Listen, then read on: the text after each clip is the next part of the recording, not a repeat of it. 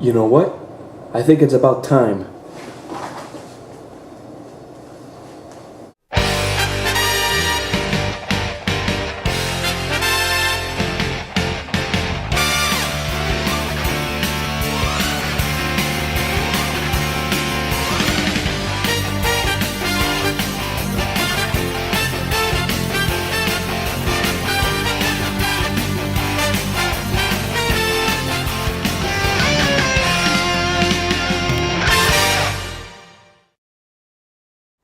Hello and welcome to Mecha Anime Review's second year anniversary!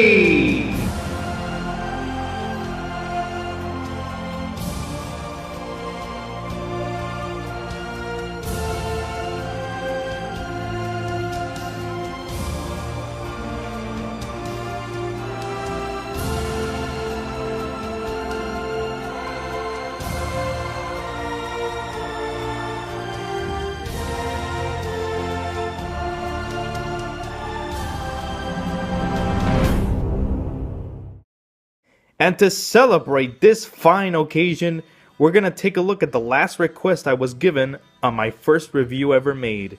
Today, we're gonna take a look at Tekkaman Blade. Much like Detonator Orgun, Blade is a reimagining of the 70s TV show Tekkaman the Space Knight, done by the same company as the original even, Tatsunoko production. The series was directed by Hiroshi Negishi, one of the founders of Studio Raditz, and written by Mayori Sekijima, I'm sorry if I got that wrong, who wrote the screenplay for Orgus 2, and Satoru Akahori, who also wrote Martian successor Nade Isko. Trust me, we'll get to that one eventually.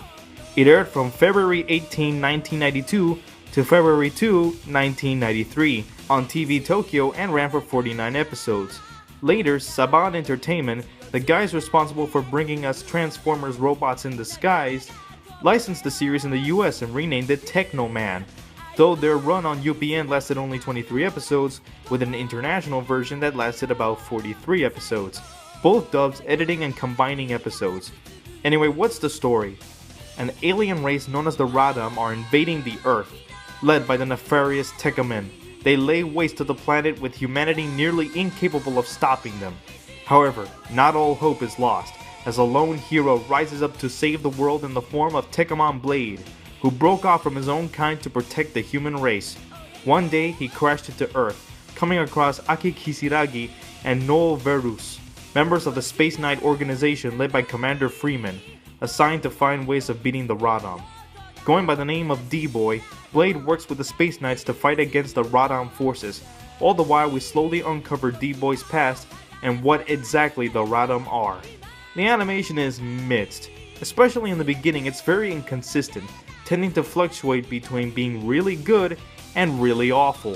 As the series goes on, it does get better, especially in the final few episodes, but there are still moments where it blows. The music is alright, fitting the tone of the scenes well and having some good tracks. The voice acting is pretty good too. The Japanese version has a lot of anime veterans like Yuko Mitsutani, Takehito Koyasu, Megumi Hashibara, and Noriko Wakamoto, all doing fine performances in their respective roles.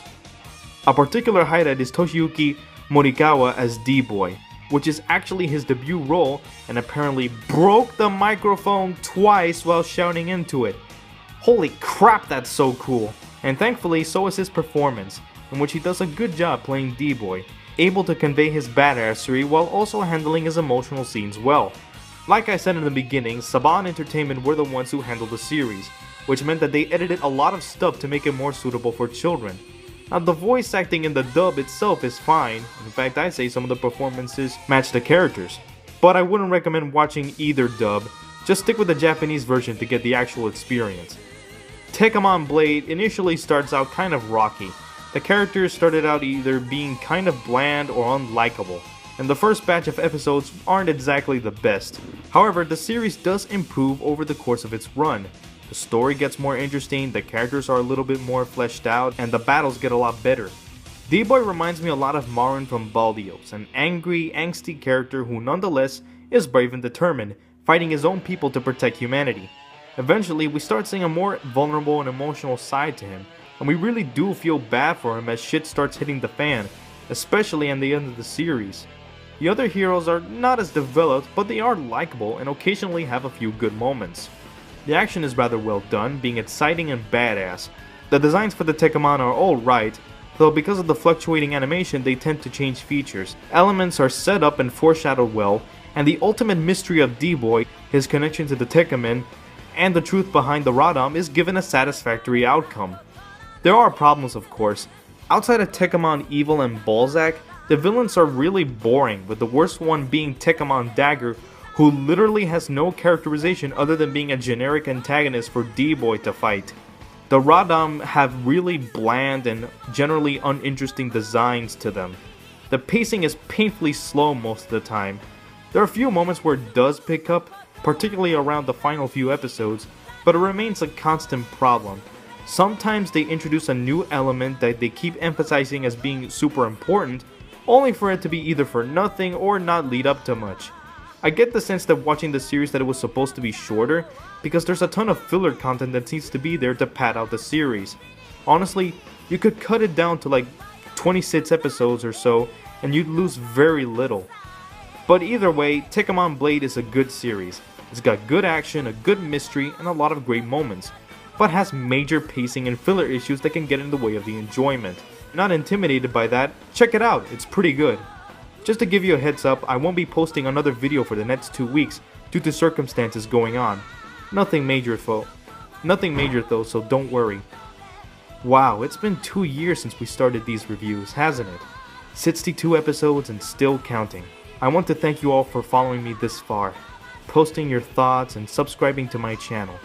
I really appreciate all your feedback and support, since without you, I wouldn't be here. I hope I continue to bring enjoyment to you all. See you next time on the next Mecha Anime Reviews. And done. There, I just posted the Tekkaman Blade review. Took you long enough to get around to it. Oh, come on. Better late than never. Whatever. Has Dr. Sun just called you up recently?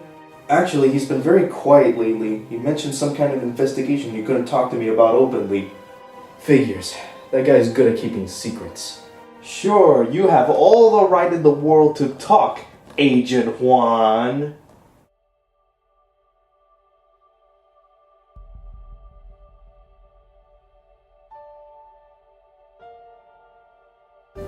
I have to make a call. Wait, I'm sorry. No, you were right. I have no right to talk. Ever since, Christmas. Either way, I have to take this call. I'll talk to you later. Juan.